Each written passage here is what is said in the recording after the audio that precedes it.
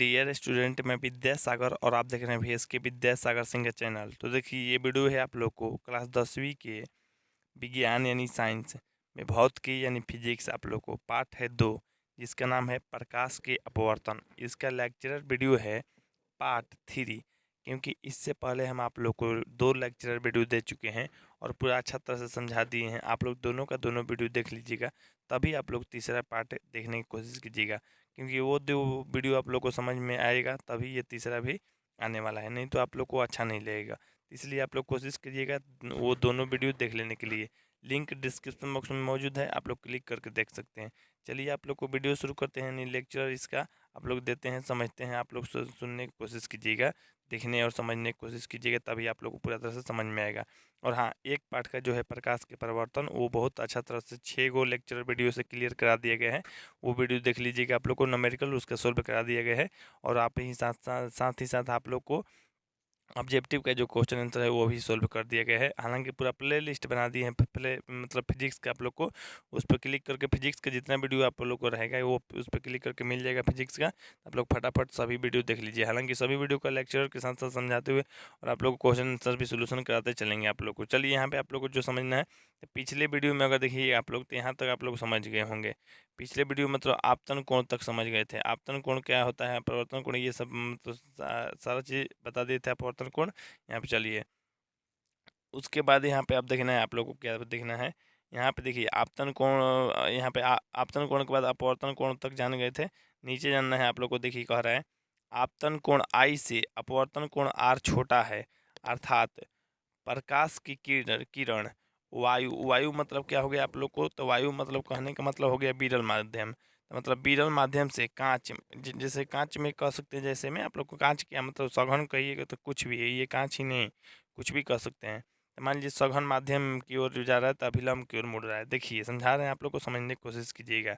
देखिए जैसे यहाँ पे जो बात कह रहा है आप लोग को, यहाँ पे कह रहा है आपतन कोण आई जो है ना R से क्या है, छोटा है, मतलब R बड़ा है। यानी कहने का मतलब देखिए क्या है, यहाँ पे देखिए आपतन कोण I से R छोटा है।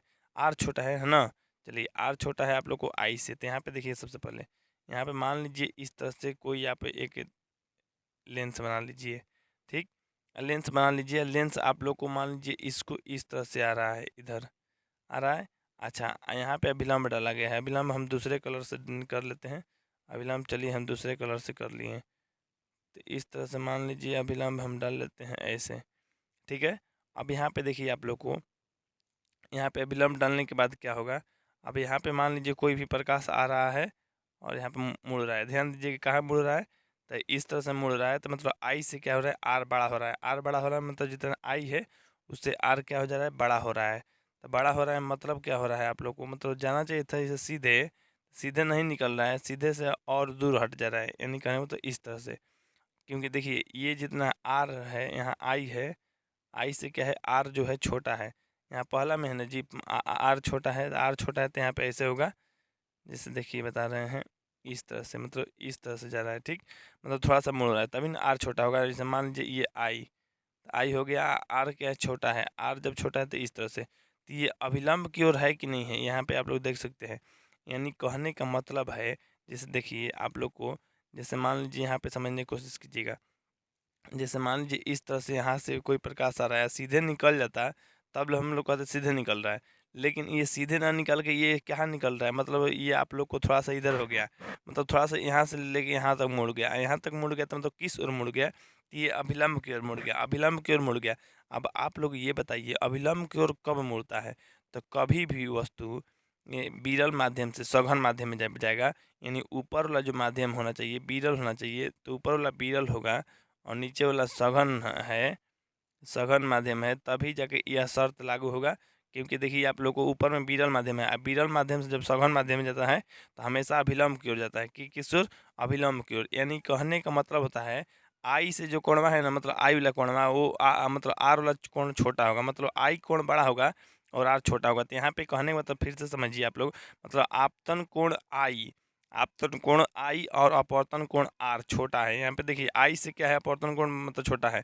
मान लीजिए कोण I मतलब बड़ा, आप लोग कोण R, यहाँ पे आप लोग देखिए जो कोण आई का मान है बड़ा है और कोण आर क्या है छोटा है। यहाँ पे कोण आर छोटा है तो कोण आर छोटा है, यानी कहने का मतलब सीधा सीधा आप लोग को होगा ना, तो ये अभिलंब की ओर मुड़ रहा है।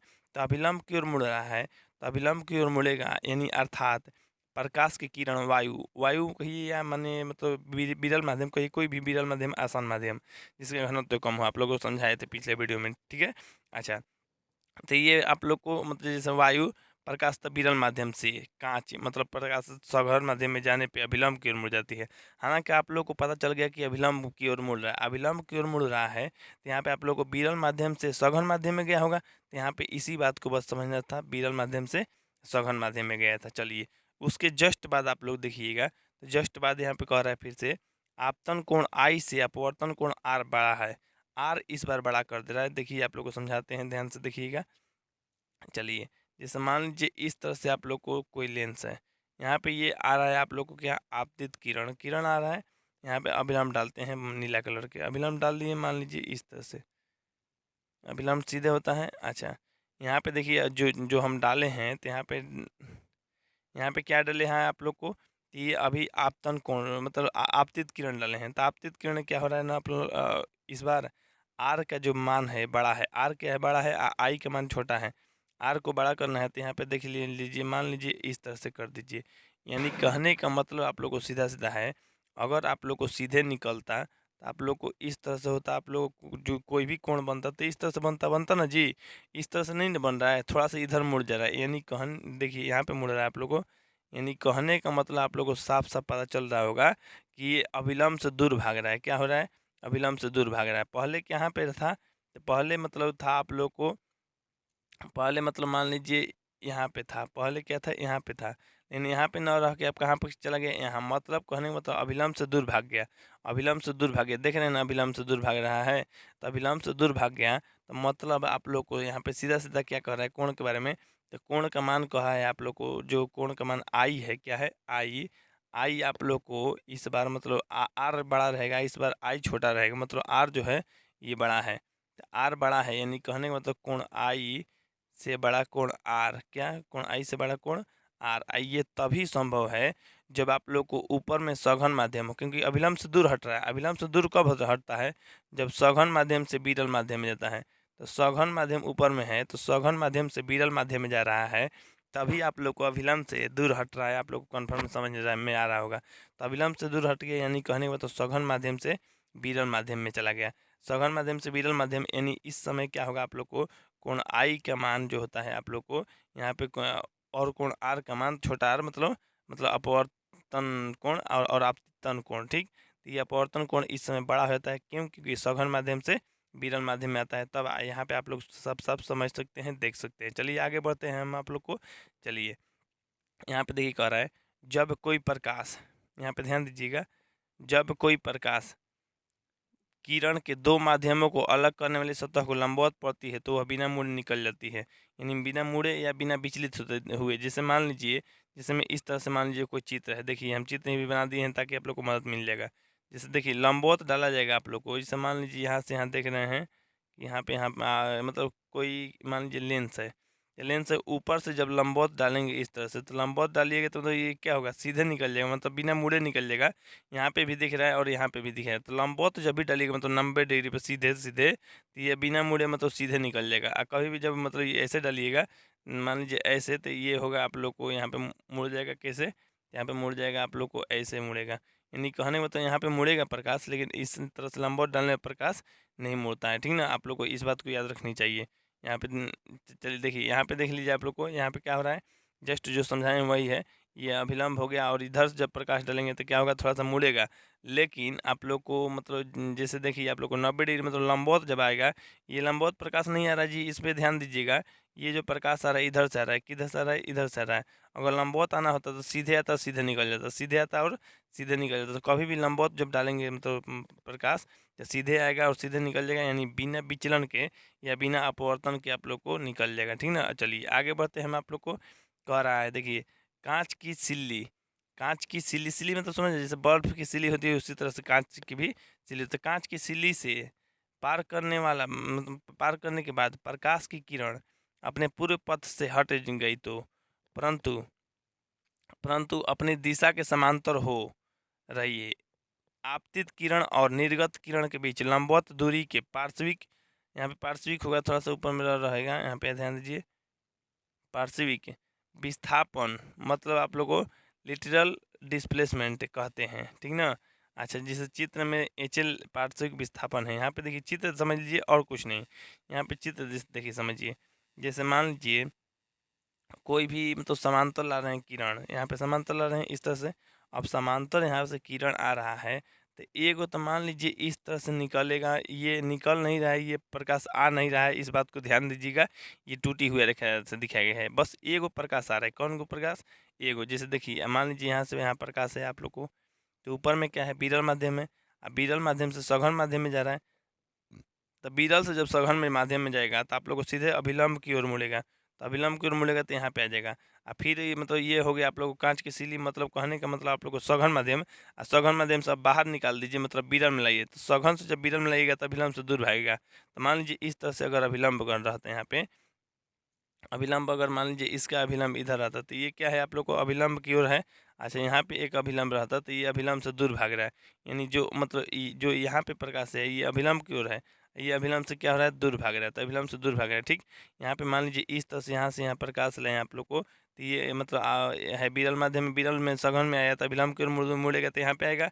फिर मतलब विरल माध्यम सघन माध्यम से विरल में निकल रहा है, मतलब अभिलंब से फिर दूर भाग जाएगा, मतलब इस तरह से होगा।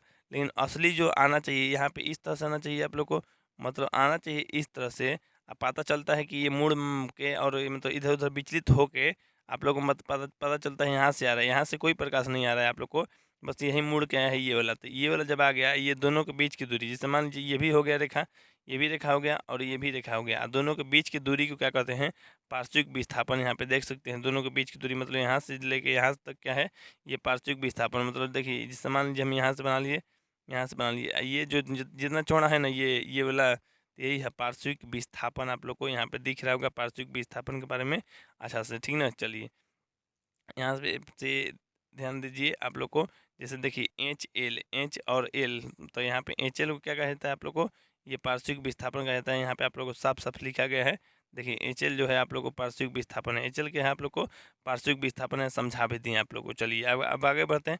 हालांकि इसके ज़्यादा उपयोग आप लोग को मिलता नहीं है और एग्जाम में भी बहुत कम प्रश्न पूछता है, इसलिए ज़्यादा टेंशन लेने की बात नहीं है। टेंशन तो हम पहले ही बोलते हैं, टेंशन दूर कर लीजिए आप लोग, जब मेरे साथ जुड़े हैं टेंशन नहीं करना है।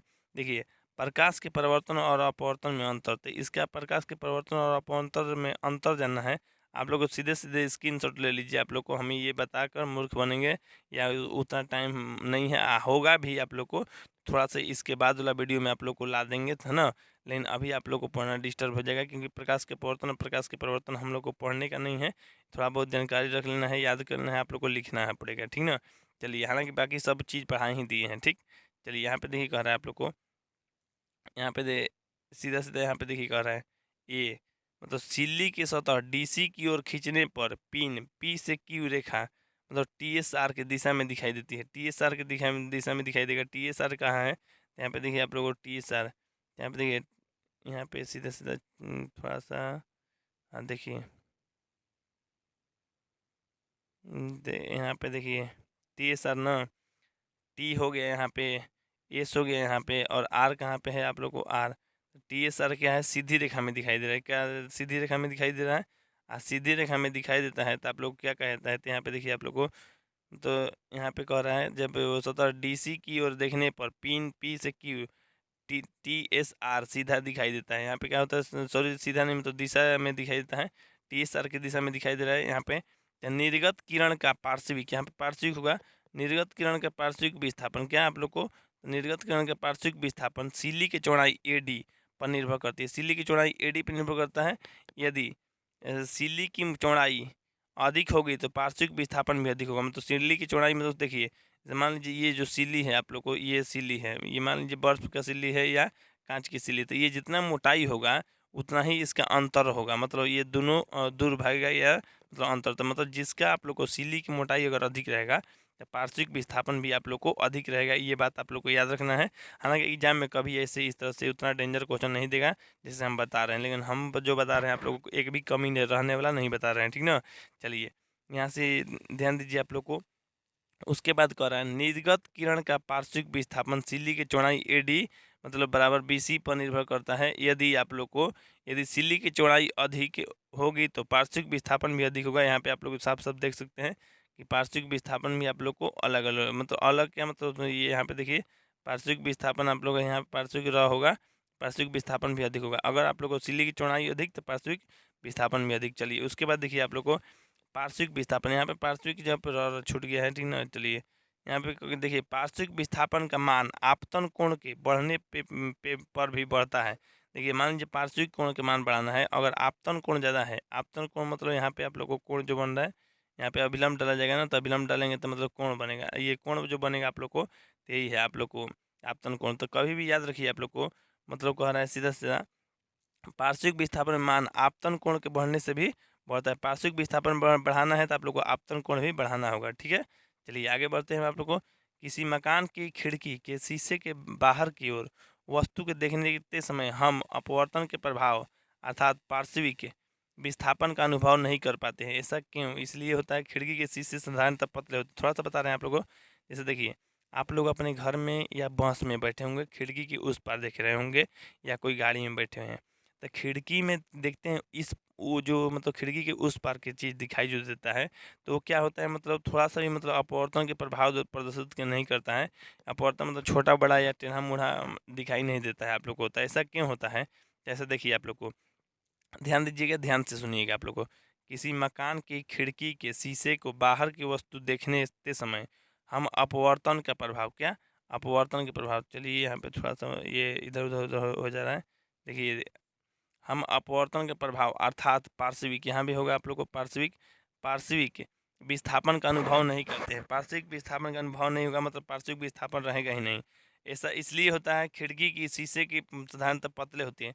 शीशा क्या होता है? सस्ता होता है आप लोग को मतलब जो भी मतलब लोगों को बेचना होता है सस्ता है। सस्ता है तो क्या होगा आप लोग को यहाँ पे देखिए आप लोग को सीधा सीधा यहाँ पे कह रहा है तो सस्ता है तो आप लोग को सीधा सीधा आप लोग को अपवर्तन के प्रभाव इस पे नहीं बनेगा। मतलब पार्श्विक जो विस्थापन है ये कम है, पार्श्विक विस्थापन कम है तो मतलब ये आप लोग को जो भी है ये मतलब लेंस कहिए या जो भी वस्तु कहिए तो उसका क्या होगा सीधा सीधा आप लोग को मतलब वो पतला है, क्या है आप लोग को पतले होते हैं। और हम यहाँ पे देखिए और हम विस्थापन का अनुभव नहीं कर पाते हैं, इसलिए ये खिड़की के शीशे साधारणतः पतले होते हैं। और हम मतलब किरणों के पथ में होने वाले पार्श्विक विस्थापन जो बहुत कम मात्रा में होता है को देख नहीं पाते हैं। क्या होता है मतलब देख नहीं पाते हैं।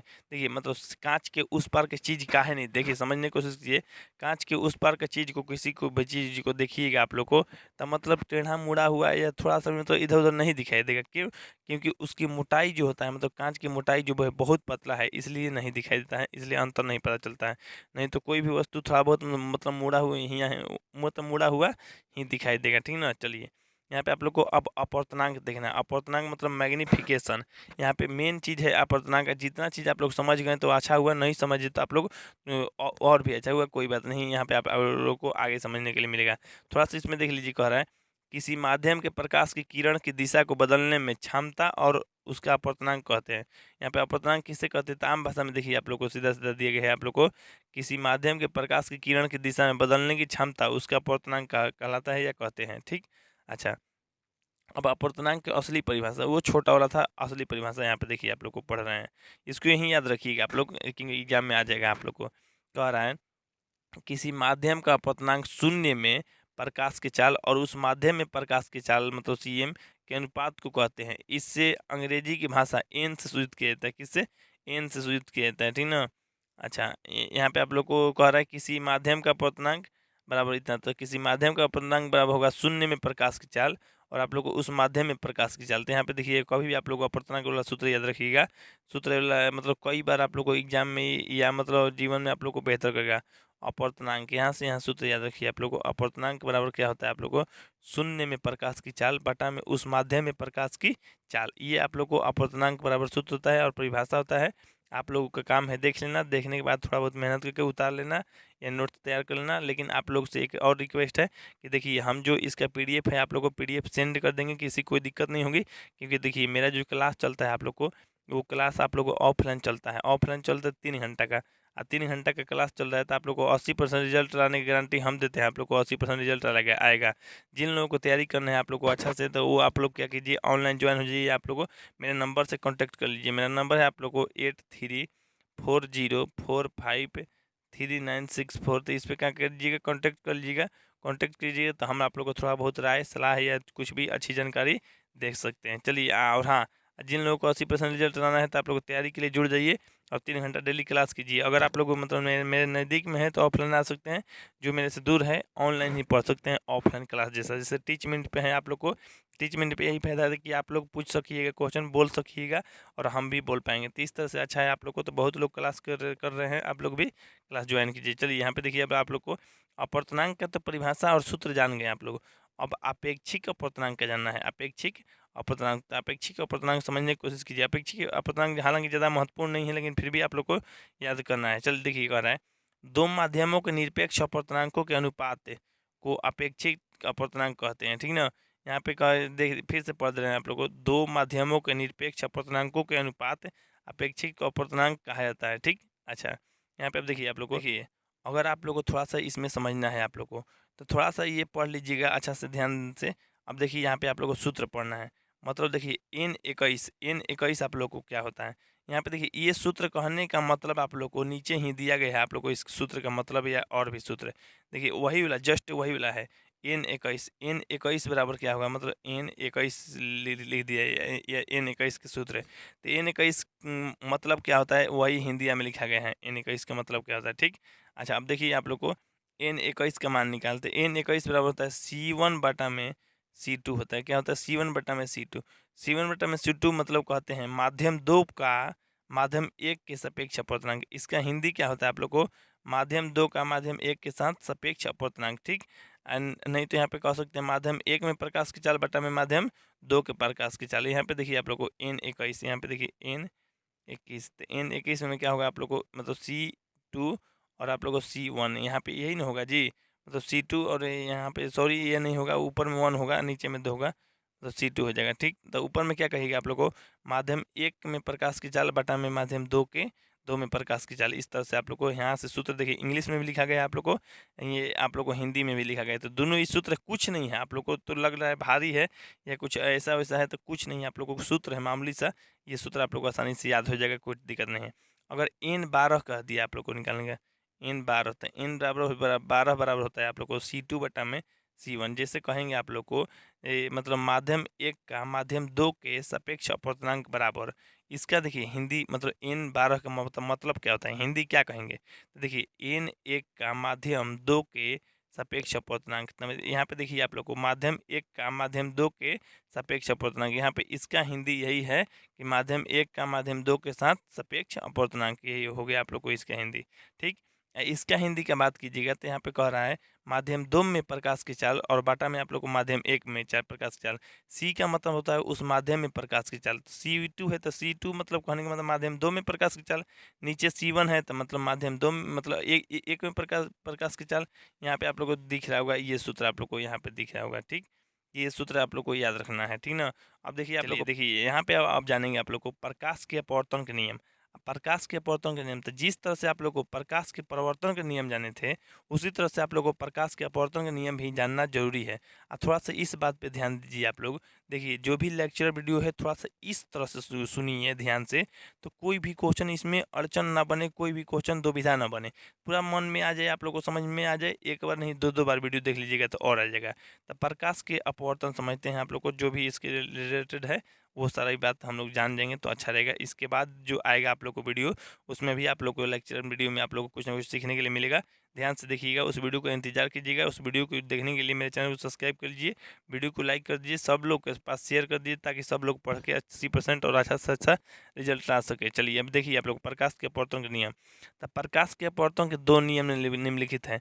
यहाँ पे देखिए ध्यान दीजिए, अगर प्रकाश के परिवर्तन कहते हैं, यहाँ पे अपवर्तन है तो प्रकाश के परिवर्तन कहता है, तो भी प्रकाश के परिवर्तन के दो नियम है, अब प्रकाश के अपवर्तन के भी दो ही नियम है। ठीक, अब देखिए आप लोग को, तो दो नियम कौन कौन से, तो पहला और दूसरा दोनों नियम यहाँ बता रहे हैं, बस दो ही नियम है। तो पहला नियम कहता है आपतित किरण आपतन बिंदु पर अभिलंब और अपवर्तित किरण तीनों एक ही समतल में होते हैं। देखिए कौन कौन तीनों एक ही समतल में, आपतित किरण आपतन बिंदु पर अभिलंब और परिवर्तित किरण। क्या तीन को बता ध्यान दीजिए कौन कौन हम बोल रहे हैं। एक होता है आपतित किरण, दूसरा है आप लोग को आपतन बिंदु पर अभिलंब, और तीसरा जो है अपवर्तित किरण। तो ये तीनों क्या होता है, एक ही समतल में होता है। इस बात को आप लोग को नहीं समझ में आ रहा है तो कोई बात नहीं, समझ में भी आएगा नहीं, थोड़ा सा याद करना पड़ेगा आप लोगों को। तो कभी भी याद रखिएगा, आपतित किरण आपतन बिंदु पर अभिलंब और अपवर्तित किरण तीनों एक ही समतल में होते हैं या रहते हैं। ठीक।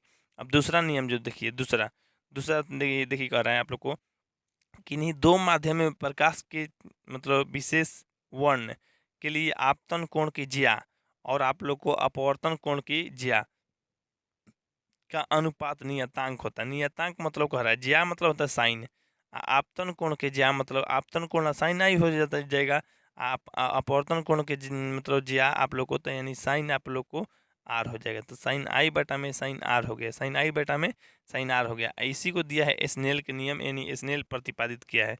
इसको इस तरह से कह सकते हैं आप लोग। देखिए कहिएगा, यदि आपतन कोण हो और अपवर्तन कोण हो तो प्रकाश के अपवर्तन के द्वितीय नियम, प्रकाश के अपवर्तन के द्वितीय नियम, प्रकाश के अपवर्तन के द्वितीय नियम भी है। तो प्रकाश के अपवर्तन के द्वितीय नियम कहता है, यानी स्नेल के नियम कहता है। तो प्रकाश के अपवर्तन के द्वितीय नियम को स्नेल के नियम भी कह सकते हैं। स्नेल के नियम कहता है साइन आई बटा में साइन आर एक नियतांक होता है।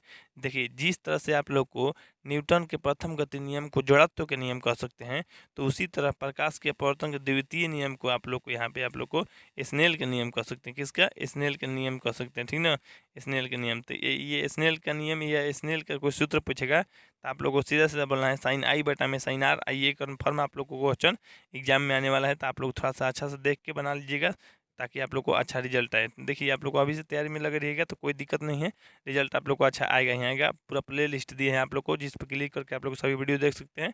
और आप लोग से रिक्वेस्ट है, वीडियो को लाइक कर दीजिए, चैनल को सब्सक्राइब कर लीजिए। और आप लोग से एक बात कहना चाहते हैं आप लोग को, डेली तो वीडियो हम नहीं ला पा रहे हैं, लेकिन डेली हम कोशिश करेंगे लाने के लिए। लेकिन आप लोग डेली देख लीजिए लिया कीजिए, क्योंकि वीडियो पहले से भी आप लोग को चैनल पे पड़ा हुआ है। तो चलिए आप लोग को इतना ही मतलब बता के आप लोग को जल्द ही हम मिलते हैं।